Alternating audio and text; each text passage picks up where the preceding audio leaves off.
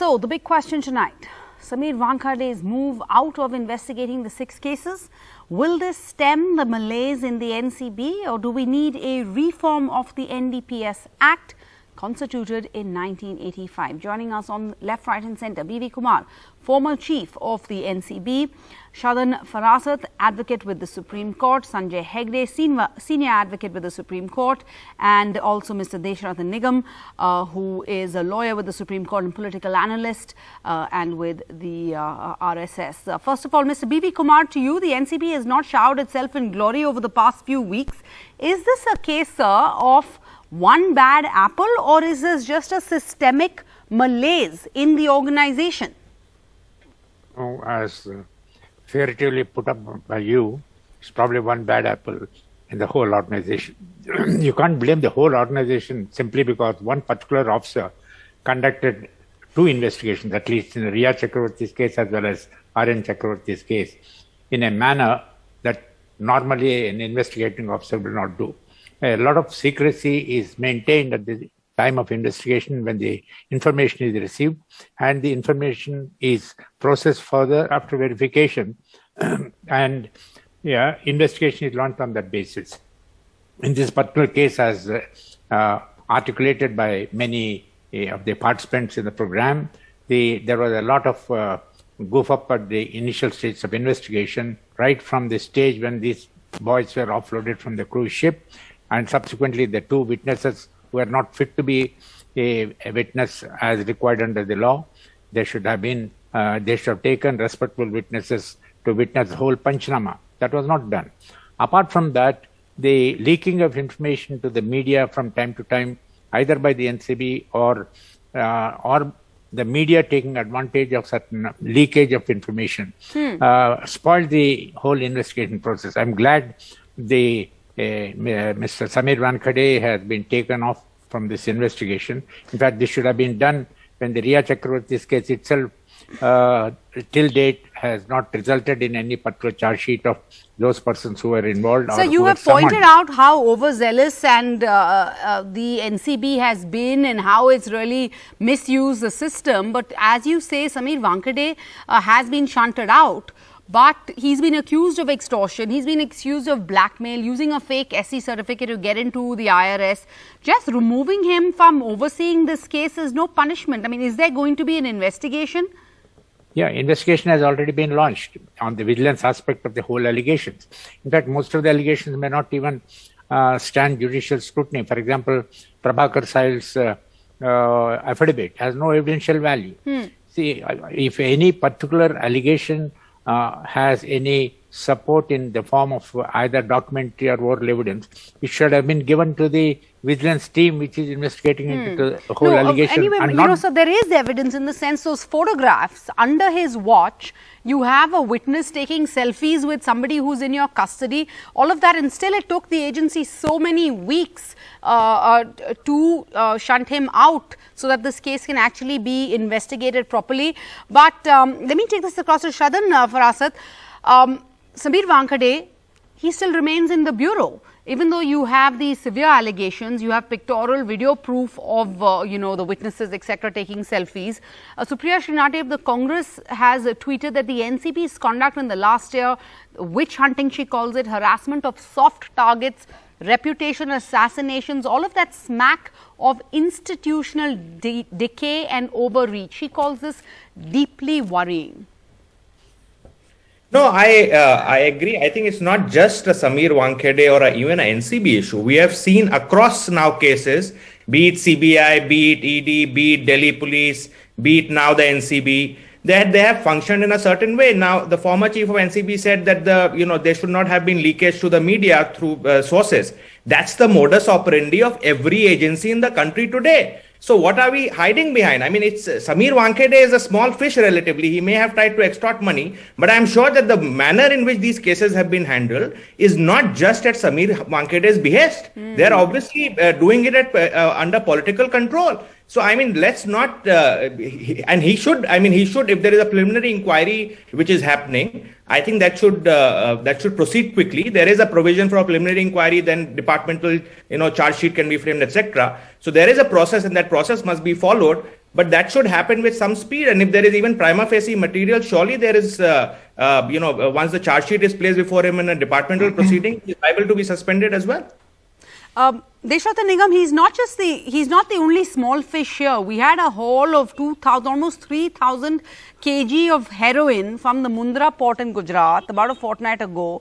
That gives us an insight into the humongous volumes of hard drugs flowing in. The trouble, the problem India is facing. There's also the Taliban, which is in addition to this matrix. Yes, yet our government seems to be more concerned with small amounts of soft drugs like marijuana and cannabis, and of course the lowly end of the feeding chain, celebrities, starlets, actors being netted by the Narcotics Control Bureau, but not really. That's just the tip of the iceberg. That's not really solving our problem. Sarah, let me first congratulate Narcotics Control Bureau for huge seizures that have taken place. It was not at Mundra port, but the moment the ship entered the Indian waters, the ship was seized. Yes, it was anchored. The ship was brought at the Mundra port, anchored there. And that's the real facts. And secondly, you have raised a very important question of narco-terrorism. However, when you are looking at the entire issue, you have to see the entire supply chain, right from consumers to the manufacturers and suppliers. So you can't pick up in isolation. Anything that consumers should be not concentrated, or somebody who's at minor position should not be concentrated on, but everything has to be concentrated upon the middlemen, the manufacturers, suppliers, consumers, those who have, then only you can complete the chain and convict people. So everything is important in this chain, right from top to bottom and bottom to top. So that's very, very important. Interesting you say that, because the Union Ministry of Social Justice and Empowerment also last week recommended taking a more humane approach while dealing with small-time drug users. According to them, they noted that the NDPS Act, that India's drug law, the Narcotics, Drugs and Psychotropic Substances Act, doesn't give any relief for recreational users, first-time users. It advised against imprisoning drug users or addicts. Is it then the act that needs to be changed, needs to be reformed? Sarah, rehabilitation is one of the important aspects of NDPS. And since it's a very stringent law where you are guilty till proven innocent, the concept of jurisprudence has been changed here as well as in money laundering and UAPA. Therefore, systems of checks and balances, I think, has to be made more stronger. Here I'll give you an example of the French system, where most of the laws are like you are guilty till proven innocence, but in a court, there is an independent judge, apart from a trial judge, who is independent of the prosecution and defense, who looks at the entire evidence and then makes recommendation to the court. So if anything which is fishy or neither here nor there, or somebody is being implicated, can be checked at that stage. Prosecution would always like to prosecute its case, whether it's weak or strong, all over the world. But an independent mechanism in between the trial judge and the prosecution and defense is one of the recommendations which I feel can be brought in India. But what we have on the ground in India seems to be a poorly conceived NDPS Act, an overzealous NCB, and of course an apathetic judiciary, which seems to be a recipe for disaster. Then you see the exploitation of the very people who this act is meant to protect. But Sanjay Hegde, we've seen here the NCB has made unbridled use of the loopholes in this NDPS Act. Is it the act that needs to be reformed? Because Kiran Bedi, I think, wrote a piece in the papers where she said that the NDPS Act is a product of a well-considered international convention to which India is a signatory. According to her, it's the enforcement that's the problem, not the law. Well, the Act was conceived at a point of time when we did not make too much of a differentiation between recreational drugs, smaller quantities, and hard drugs. Now, as far as recreational drugs are concerned, many of those things which are covered by the NDPS Act are now more or less legal in many countries of the world. We have to take a call on it. That's a separate issue. Our enforcement machinery has, because of the overbroadness of the Act and the vastness of their powers, can decide to concentrate on 3,000 grams of heroin, 3,000 kilograms of heroin, or can decide to spend all its resources on 6 grams of charas. See, it's a question of priorities. Yeah. And these priorities are defined and often by individual directors and whatnot. And supposing somebody decides that the limelight is better than sheer hard work, then there is no protection. There's a Polish saying which says that a fish rots from the head. The NCB might do well to check its various heads in its various zones and decide which fish is rotting from which head and where its priorities are. If you go by your mandate, please go after the cartels. Yeah. You will have the entire country behind you. Otherwise, But you're doing a disservice. If you use your tyrannous power to, like a sledgehammer to kill a fly, then you will find a lot of people who will not come on your side. Yeah. So therefore, the NCB also needs to redefine its mandate. Mr. Kumar, leave the small things for the small man. The ordinary policeman is also quite capable of catching small-time drug users and pushers. But please go after the cartels. the NCB needs to look at the big picture. Mr. Kumar, the fish rots from its head. The NCB has made unbridled use of the loopholes in the NDPS. These are bailable offences. First, to justify the arrest, you talk of international conspiracies, international funding. In the end, you ask for extending the period of detention. And we're really doing a disservice to this malaise of addiction. It's a serious problem of drug abuse that we have in India. It's widespread, it's deep-rooted, and the NCB is not really doing its job to curb it. The fish rots from its head. Where are the orders coming from above? Well, I can't answer that last part of your question, where you said whether the orders are coming from above. But one or two points I would like to mention. I would like to make a small correction to what Mr. Nigam said. The seizure in Mundra was made by the DRI, the Coast Guard, and the Dubai police. It was done by them, and no publicity was given because they're further investigating.